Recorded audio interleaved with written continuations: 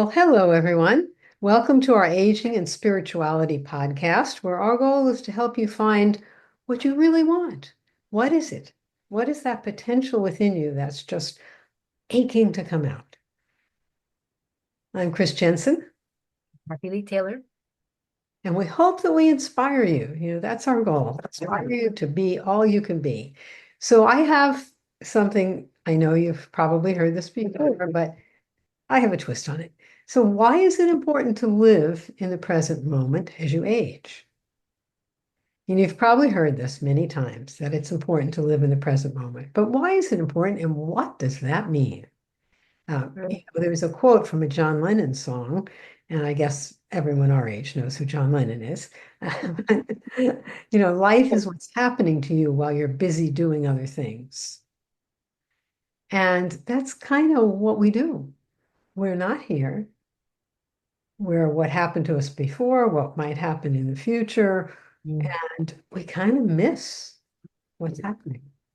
Uh, you may have also heard advice like, don't get caught up in thinking about the past, live in the now. All you have is this moment, don't let it slip away. But they're all overused and they kind of go right over our heads. Uh, so why? Why is this so prevalent? Why is it so vital? And I read a whole bunch of studies on this, and because I've done yoga for a long time, and it's so fun to see science, even the National Catching Institute up. of Health, catching up a little bit. It's starting to catch up. Yeah. So, uh, why? Okay, so it become a popular topic in recent years, living in the present. Uh, but it's not just a fad or a trendy lifestyle tip. It's a way of life that is backed up by good science, really good science, okay? Being present and exerting our ability to be aware of what's going on not only makes us happier, it can also help us deal with pain more effectively, reduce our stress, decrease its impact on our health, and improve our ability to cope with negative emotions, fear, and anger. It's amazing. And I have all of these, if you're interested in the scientific studies, I have the names of them and we can put them in the show notes. But, if you're like me, you probably don't really care about that. You just care about the essence of the stuff. Yep. So in our current 21st century lives, it's not easy. There's always something coming up that we need to prepare for or anticipate. Our lives are so well documented that it's never been easier to get lost in the past. I mean, we have emails going back to the kazoo. I mean, whatever it is, you've got it. Uh, Given the fast pace, the hectic schedules many of us keep, there's a base level of anxiety, stress, and unhappiness that people consider the new norm. You know, I mean, I Not kind of good. see it in my daughter, and I'm trying to give her some tools to help her get out of that. You may not even realize this, but this tendency to get stuck or sucked into the past and the future can leave you perpetually worn out and feeling Mm. out of touch with yourself. A lot of our energy goes into that. And the cure for this condition is conscious awareness and a commitment to staying in the now. Living in the present moment is a solution to a problem you may not even have known you had. There was a book many years ago when I was involved in the women's movement by Betty Friedan, and she talked about the problem that has no name. Yeah. And people weren't even aware that there was something not right going on for them, but they weren't even aware of it was. So being in the present moment or the here and now means that we're aware of what's happening in every moment. We're not distracted by ruminations of the past, worries about the future. We're centered in the here and now. All of our attention is focused right now. And there's an author, Mariko Thun, that has this beautiful quote. The present moment is the only thing where there is no time. It is the point between the past and the future. It's always there, and it's Mm. the only point we can access in time.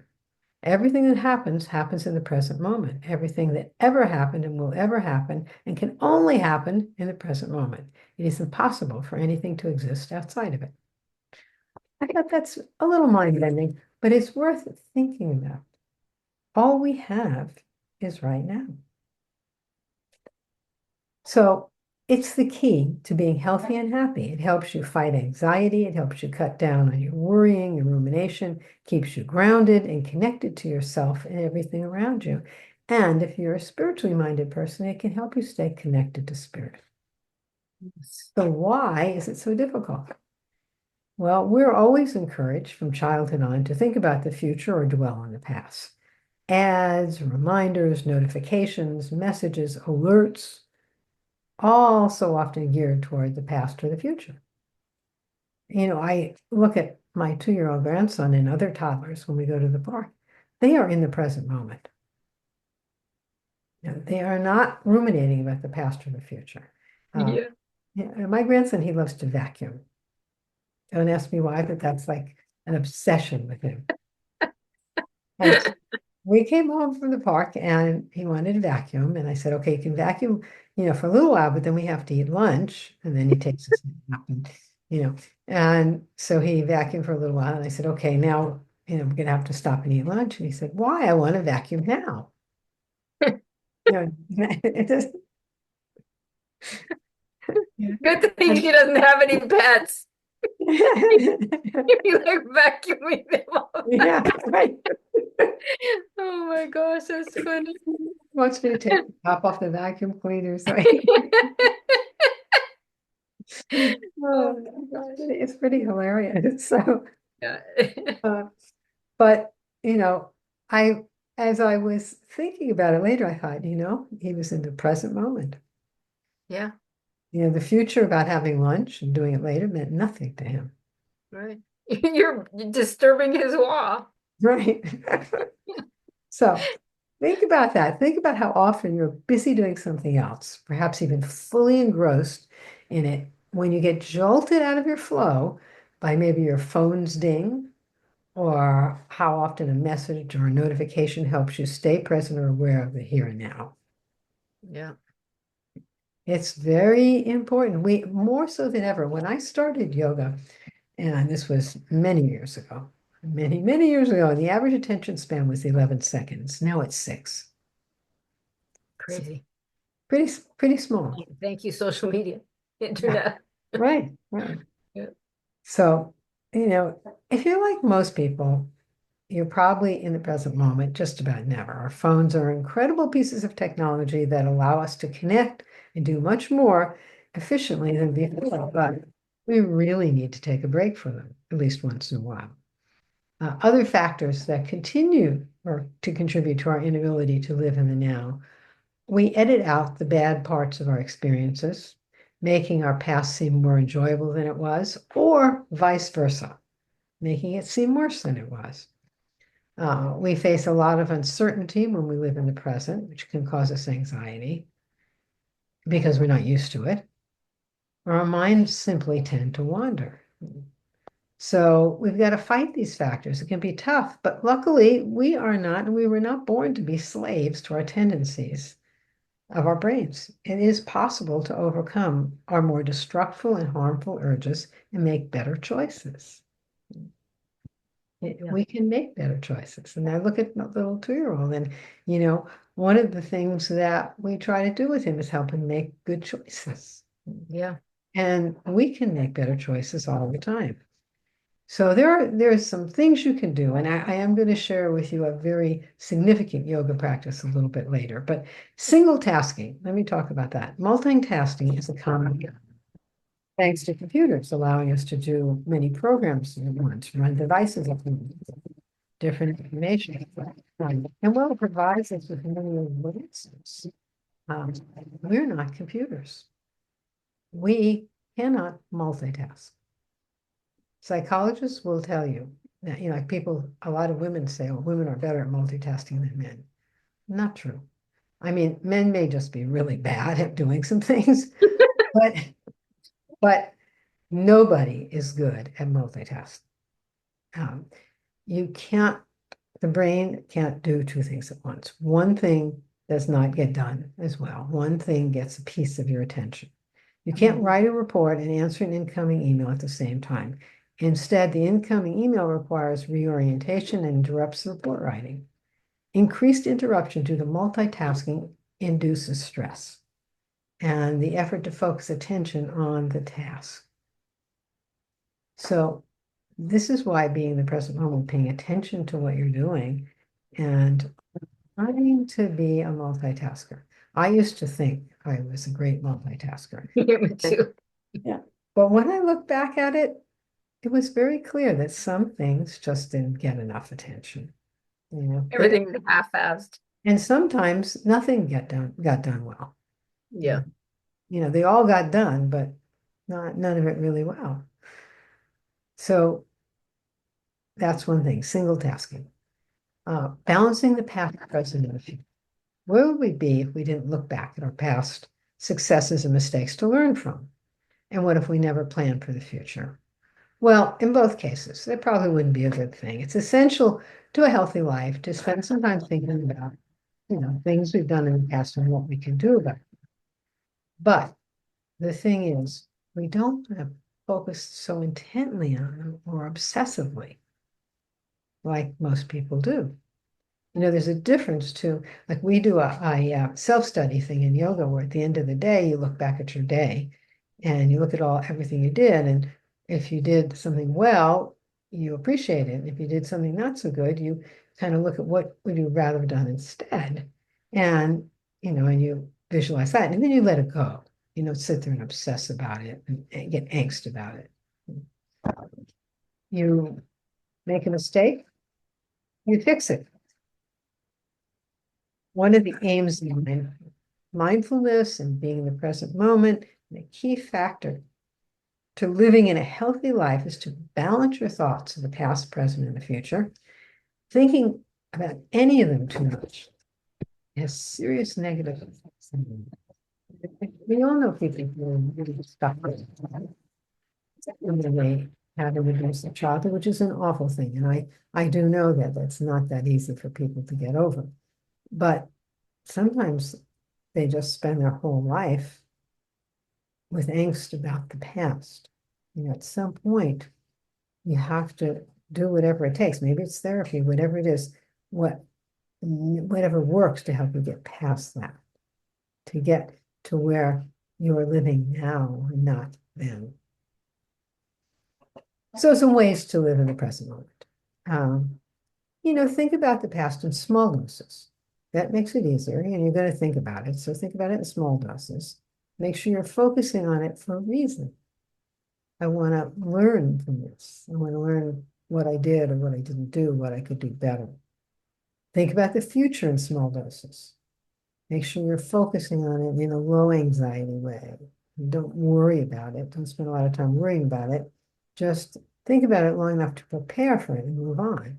I know that sounds easier said than done, but those are some things to write down and think about and try to stay in the present moment for the majority of the time. It's easier said than done, I know, but with practice, anything improves.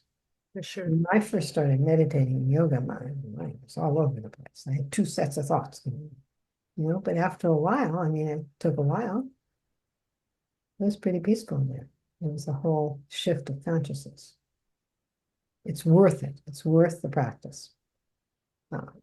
So it's not as complicated as it seems. When we engage in the present moment meditation, we're not ignoring or denying thoughts of the past or future. People think that. That's not true. We're simply choosing not to dwell on it. It's okay to acknowledge and label your past and future thoughts, categorize them, be aware of their importance, but don't dwell on them. The important point is not to allow yourself to get swept up into thinking about the past or the future. And Andy Puddicombe at Headspace said, we can be present when consciously reflecting on events from the past, as opposed to being caught up, distracted, and overwhelmed by the past. So there's a difference there. We're not investing all of our emotion into it. When we're aware of the present, we don't need to worry about getting caught up in our thoughts of our past anxiety or future. We can revisit them whenever we want without losing ourselves. Use the present moment to be aware, to stop worrying. Worry doesn't do anything. Worrying is just fear about something that may never happen. And so there's a few steps you can take. Cultivate self-consciousness. So let go of and stop thinking about your performance all the time. Stop analyzing it all the time. Savor, practice savoring. Avoid worrying about the future. Experience the present. Focus on your breath. And yeah, breathing can heal so much and can take us so far in terms of getting more peaceful and centered. Um, and there's a very simple breath practice we do in yoga, and the Navy SEALs do it. They are taught to do this when they're in a difficult situation and they don't know what to do because it gets them more calm and centered. And it's funny because I do teach this in my pranayama class. And we were talking after class, and someone in the class said that he has a friend who's a former Navy SEAL who watched him. I said, did they really teach you to do this? And he said, oh, yes. Oh, yes, they did.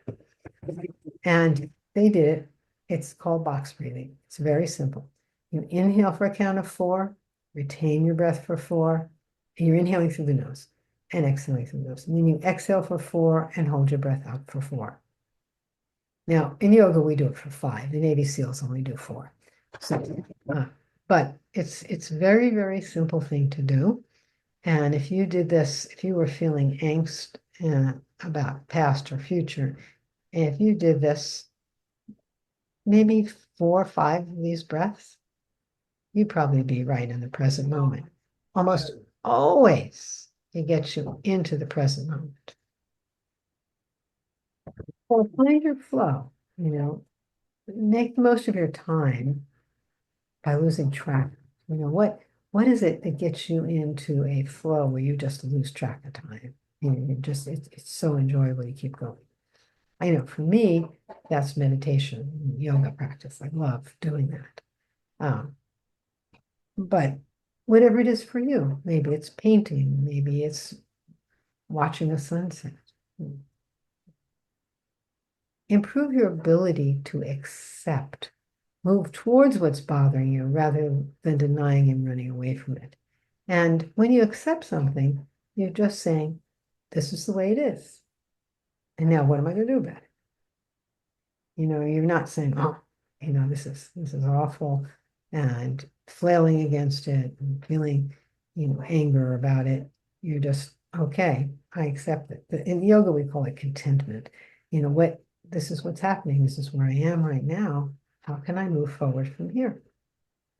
These are all things that take practice. I know that. Uh, Enhance your engagement. Work on reducing moments where you're spaced out, and notice new things to improve your attention at this time. When you learn something new, when something new comes up, you're right there. You're not drifting all over the place. So find new things that capture your attention, or just look around, notice things in your room, try to see something that you didn't see before. There's so much in yoga that can help. The yoga postures, when you do the physical movements, you try to keep your mind focused on what you're doing. There are even affirmations you can say that keep your attention right there.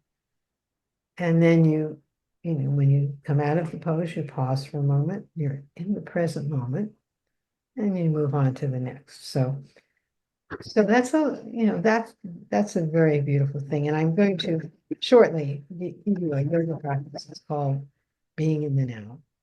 That I think is really great. Just some things, just be aware, do a yoga posture or two, or, most exercises a little bit have more movement to it. So yoga asanas are probably the best thing to do, but there's Tai Chi and there are all kinds of disciplines, Qigong that you can do like that. So there's some breathing exercises, right? And then there's some other exercises we can do, like writing a journal.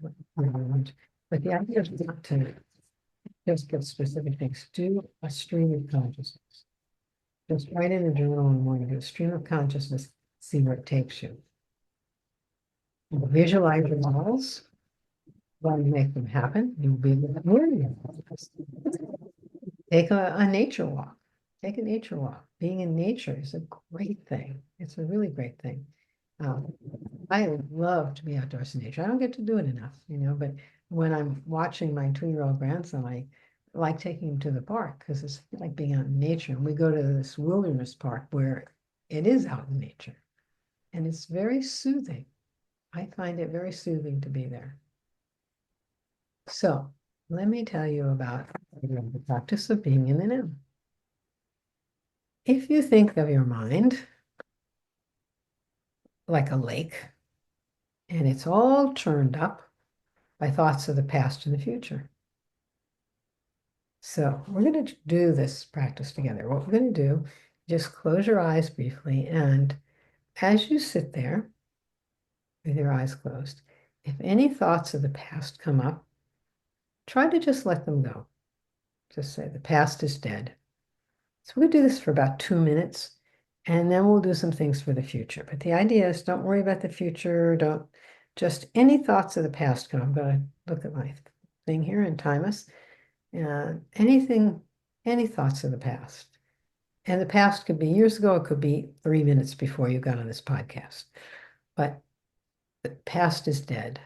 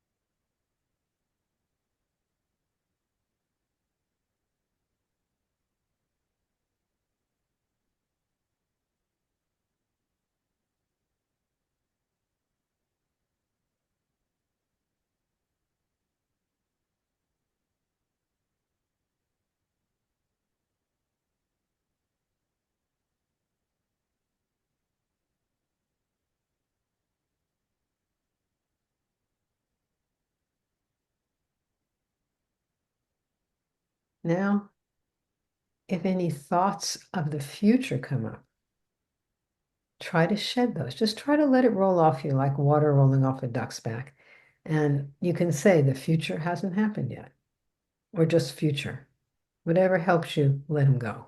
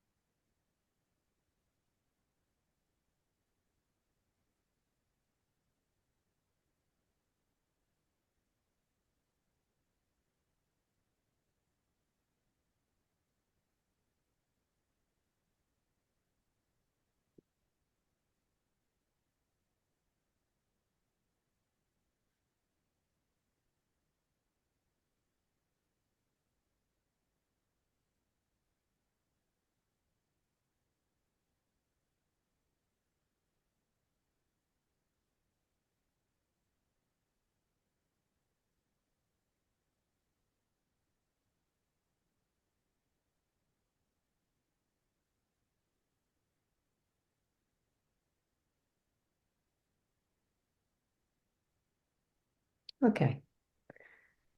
So you will notice you can bring your attention back. When you let go of thoughts of the past and thoughts of the future, there's just a calmness. It's like that lake I mentioned, when they're all gone, it's just the calm lake. You're in the now. You're in the present moment. I mean, most people spend very little time in the present moment. They have a conversation with someone and someone asks them a question and you haven't heard anything they've said for the last 5 minutes. So this simple practice can be life-changing. It really can. Powerful. It's very centering. I use it all the time, because it's so easy to go off, you know. Yeah. So Yeah. try it, you'll like it. Thanks everyone for coming. We'll see you Thanks soon. for coming. See you next week.